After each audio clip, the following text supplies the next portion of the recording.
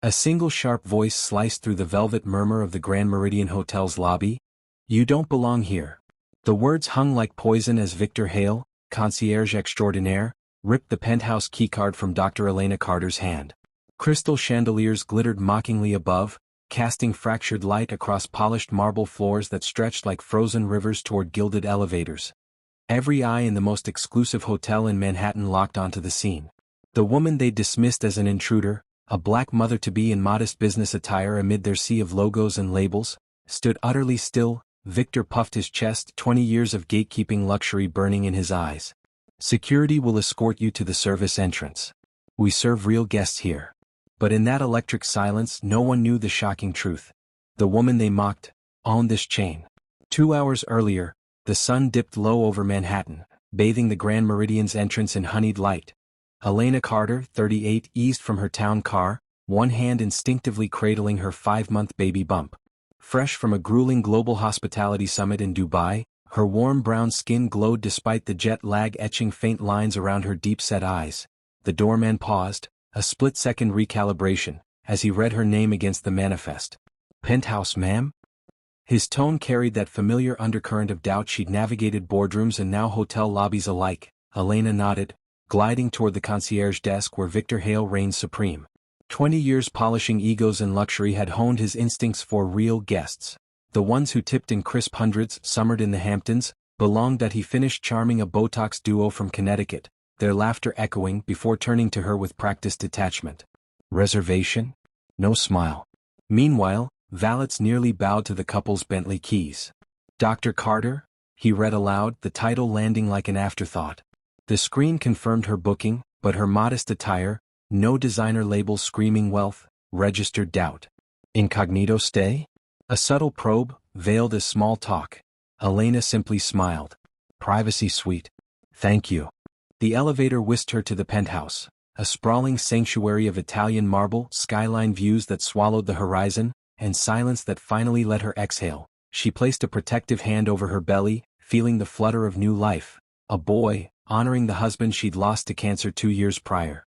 Apex Hotels was his dream. She'd quietly acquired the chain 6 months ago, her first unannounced inspection of the flagship. This wasn't flaunting power. It was quiet stewardship, testing if her legacy of inclusive luxury had taken root. Below, Victor muttered to a bellhop about unusual bookings, his gatekeeper instincts bristling at the unknown. Exhaustion tugged, but resolve anchored her. From Chicago projects to Harvard MBA to widowed CEO steering a billion-dollar empire, Elena had built this life brick by underestimated brick. Tonight tested the final foundation. She pressed the service button, craving ginger ale for the nausea. Downstairs, Victor let it ring unanswered. Another real guest needed his charm first. The stage was set. Paradise about to fracture. But paradise cracked first with a whisper. "Turn down now." "Ma'am, our schedule starts at 8 p.m. sharp." Victor's tone dripped efficiency, eyes flicking to her simple blouse. "Pregnancy accommodations are for medical notes on file." Across the desk, the Langstons received crystal flutes with personalized chocolates, our compliments for regulars. Elena exhaled softly. "Understood. Ginger ale then?" Nausea from travel. Maria, the young bellhop, paused her cart mid-aisle, concern etching her face as Victor waved her off to serve the Langstons first. 20 minutes, Victor echoed, already turning to upgrade the Langston suite unprompted. "Champagne's complimentary for platinum members like you." Maria darted forward during a lull, pressing a chilled water into Elena's hand. "Hang tight. I'll nudge housekeeping." Her whisper carried apology. Victor shot her a glare. Bellhops don't override protocol. But Elena just smiled gratefully. In the lounge shadows, the tech couple exchanged glances. His phone captured Victor's selective charm crystal clear. Mrs. Hargrove, pearls clicking, leaned on her cane at the desk. "The pregnant guest needs assistance. Now." Victor's smile tightened. "All in due time, madam." Elena's sweet phone buzzed unanswered thrice. A white family rolled in next. Victor materialized with children's cookies, sweet keys flourished. Family perks. No such warmth lingered for her page. She typed steadily, initial observations logged. Maria cornered Victor briefly. Her request simple, ginger ale early turn down. Pregnancy. He cut her off, voice low venom. She upgraded on points, Maria. Not like the Langstons who own half this city. Elena approached once more, voice even. Ginger ale, please. Nausea persists. Victor sighed audibly, fetching the bottle, spilling a splash, wiping it with her cocktail napkin. Schedule's tight for non-VIPs. The pattern etched clear. Victor's world divided into deserving regulars and interlopers. 3 more arrivals received red carpet welcomes while Elena's pages echoed into void. Maria smuggled a pillow upstairs. Hargrove dialed corporate quietly. Upstairs, Elena adjusted Maria's pillow, breathing steady through nausea peaks. Victor preened below. Penthouse? Points game. But eyes watched, phones ready, loyalty shifting. The fracture widened. Unequal threads pulling taut. Whispers became roars as evening deepened. Spa access. Victor blocked the frosted doors, gold chain glinting. VIP list only tonight, corporate event. 3 white guests he just comped sailed through moments prior, robes draped over arms. Elena's tailored skirt suddenly felt casual in his gaze. Behind the desk, Victor leaned into colleagues. That penthouse tenant, casual Friday vibe in our flagship? Probably influencer comp. Maria's eyes widened. She alerted the housekeeping lead urgently. The hotel's app flickered. VIP delays flagged for executive review. Elena's call button echoed into silence 4 times. Memory pulled her back. Chicago projects. Single mom at 19, textbooks balanced on her sleeping son's back under flickering street lamps.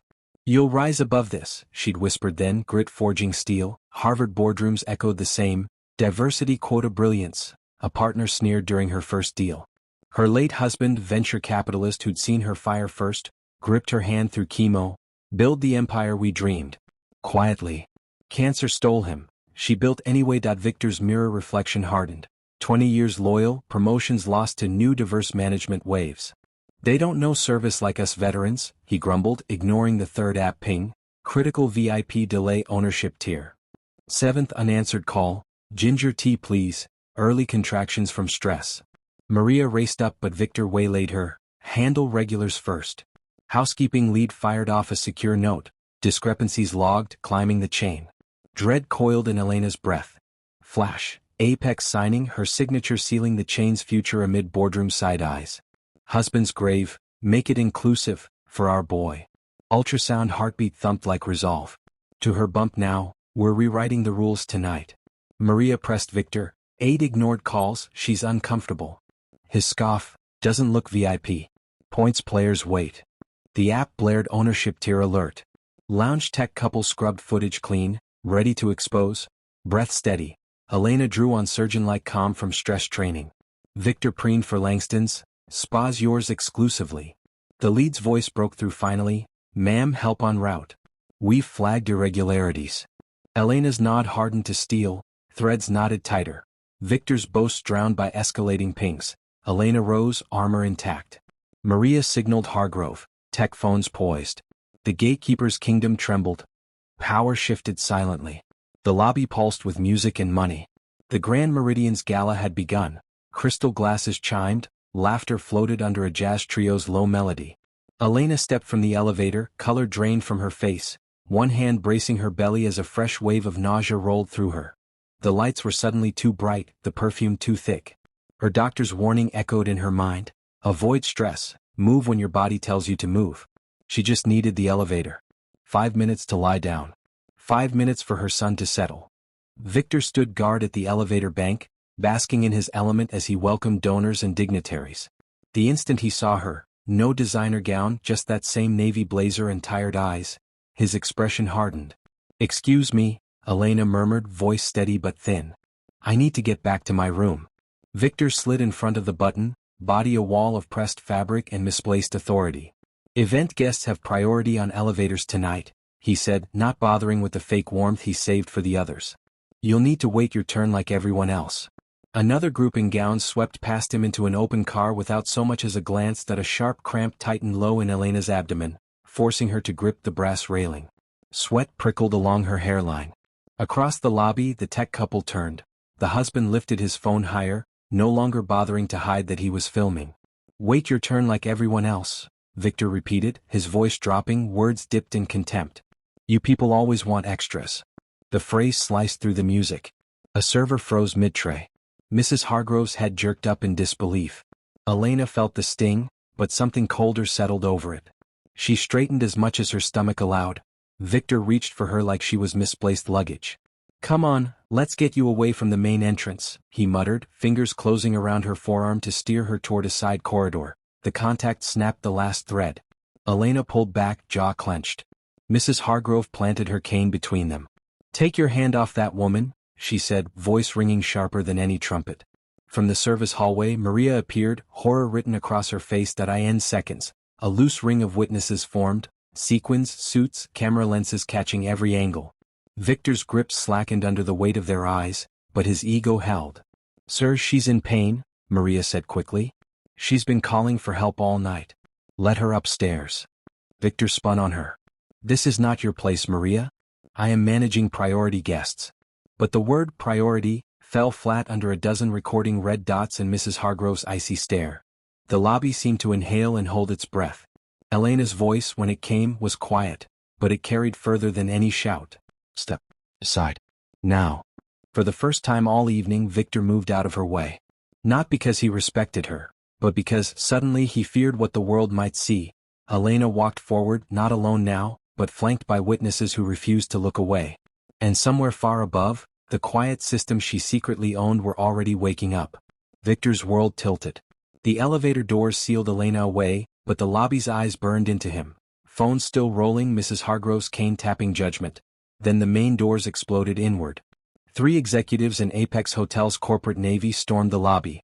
No greetings, straight to the concierge desk. The lead, Cassandra Ruiz, thrust her tablet forward. "Victor Hale?" Cassandra's voice cut crystal.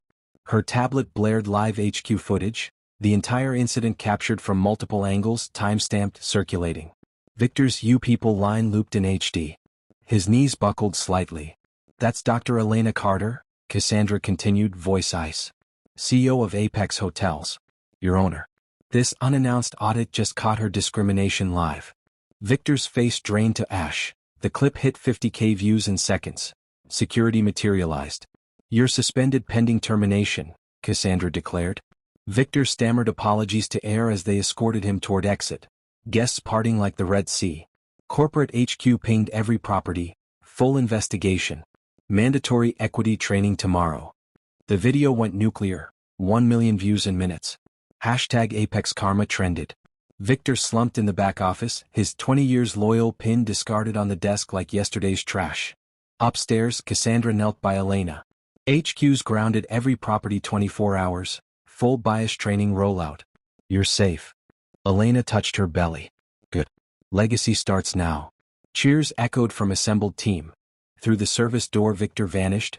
Job evaporated, reputation shredded. The lobby transformed overnight. New staff, prominent equity-first signage, whispers of reform. Apex's empire shifted under his feet. One moment undid decades. Elena's quiet power rewrote policy across 500 properties. The clip hit 5 million, justice viral, undeniable. Victor learned, gatekeepers fall hardest.